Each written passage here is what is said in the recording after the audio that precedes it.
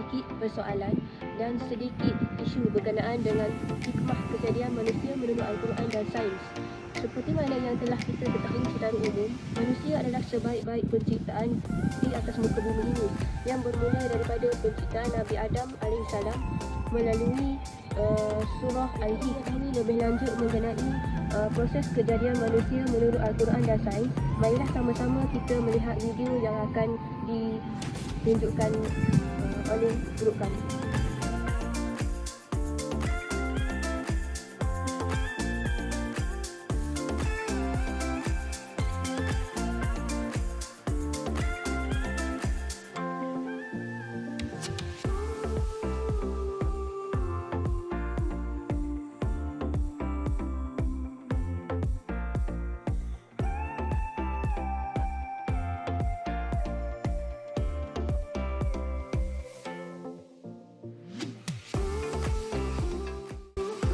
Kuatlah speed macam tu tinta. Ianya speed yang boleh beratasi dengan perubahan buku. Origin of speed is the shock down pada satu lambat evolusi. So ini telah menggemparkan dunia dengan teori evolusi yang mengatakan manusia itu berevolusi daripada kera.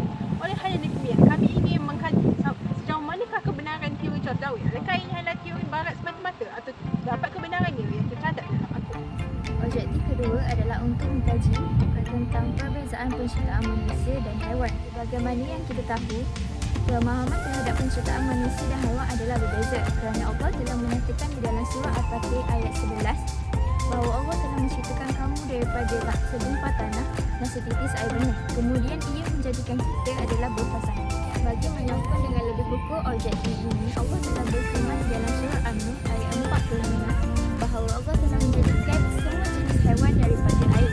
Maka sebahagian daripada haiwan tersebut adalah bersatu menggunakan perutnya dan sebahagian lagi adalah menggunakan 2 dan 4 kaki. Objektif ketiga adalah untuk mengkaji hikmah penciptaan organ badan manusia menurut Al-Quran.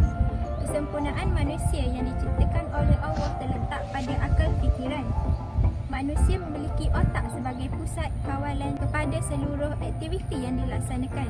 Otak ialah satu organ penting dalam melengkapkan sebuah sistem saraf pusat yang berfungsi mengawal atur segenap tindak balas dan perjalanan sistem badan manusia. Ibnu Khaldun, seorang cendekiawan Islam, bahawa akal merupakan kelebihan yang diberikan Allah kepada hamba-Nya. Oleh sebab itu, letak duduk manusia lebih tinggi dan sempurna berbanding ciptaan Allah yang lain. Hal ini disebut dalam surah Al-Tin ayat 4 yang bermaksud, sesungguhnya kami telah menciptakan manusia dalam bentuk yang sebaik-baiknya dan berkelengkapan sesuai dengan keadaannya.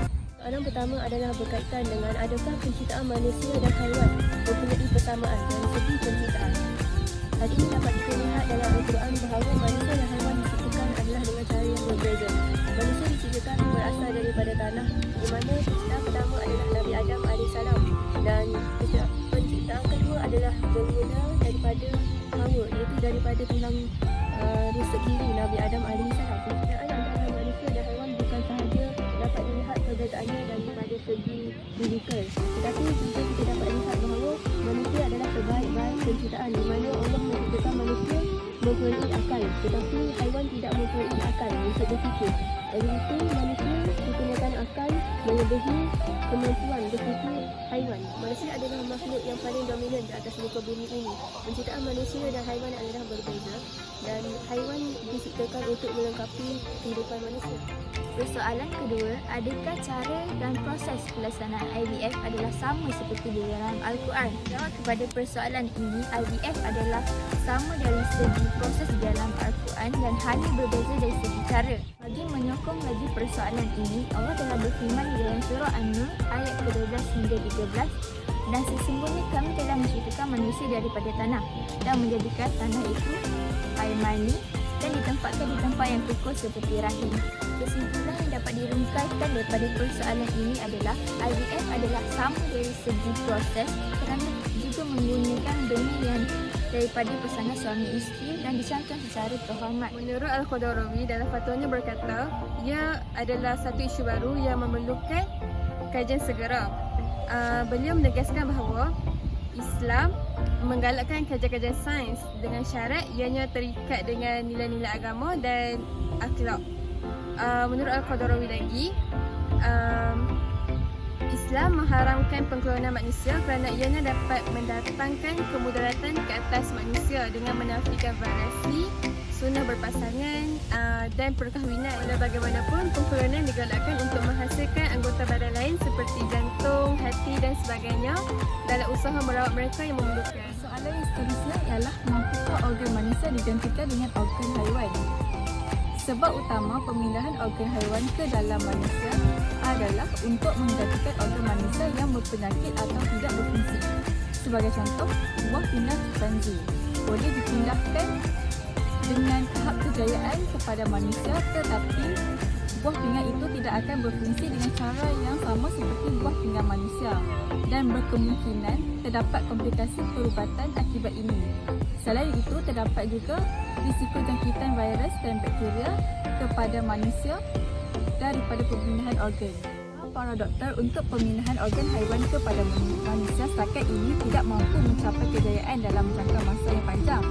Di dalam ayat Al-Quran seperti yang telah disebutkan di dalam objektif, iaitu dalam surah At-Tin ayat keempat yang bermaksud sesungguhnya kami telah menciptakan manusia dalam bentuk yang sebaik-baiknya dan berkelengkapan sesuai dengan keadaannya. Sains yang pertama ialah keajaiban cap jari manusia. Allah telah menciptakan manusia dari segi proses yang sama malah dari keunikan yang berbeza sebagaimana cap jari manusia yang berbeza setiap individu. Maka berdasarkan teknologi, setiap individu akan memiliki identiti yang berbeza berdasarkan cap jari mereka. Perbezaan antara otak manusia dan otak haiwan. Otak adalah organ yang terbentuk dalam fasa terakhir tahan akal. Dalam satu kajian ini dapati bahawa bahagian hadapan otak iaitu frontal lobe milik manusia adalah lebih besar jika dibandingkan dengan haiwan lain seperti haiwan seperti dolphin. Kerana frontal lobe ada berfungsi sebagai pusat memori dan analisa data. Dengan mempunyai frontal lobe yang terbesar, manusia terbukti sebagai spesies yang terpintar di dunia jika dibandingkan dengan haiwan-haiwan yang lain. Allah telah menegaskan dalam surah Al-Alaq ayat 15 jangan sesekali kamu telah pendahaka. Jika kamu tidak berhenti melakukan perkara yang buruk itu, nescaya kami akan menintap frontal lobe dan menyeretnya ke dalam neraka. Frontal lobe yang berdusta, yang bersalah. Proses penciptaan manusia ini telah diungkapkan di dalam Al-Quran. Firman Allah SWT, "Dan sesungguhnya kami telah menciptakan manusia daripada satu saripati berasal daripada tanah. Seterusnya kami jadikan saripati itu air mani yang disimpan dalam tempat yang kukuh, iaitu rahim. Kemudian air mani itu kami jadikan segumpal darah. Lalu segumpal darah itu kami jadikan segumpal daging, dan segumpal daging itu kami jadikan tulang belulang. Lalu tulang belulang itu kami bungkus dengan daging, kemudian kami jadikan dia makhluk yang berbentuk lain. Maka Maha Suci Allah, itu yang paling mulia." Al-Mu'minun ayat 12 hingga 14.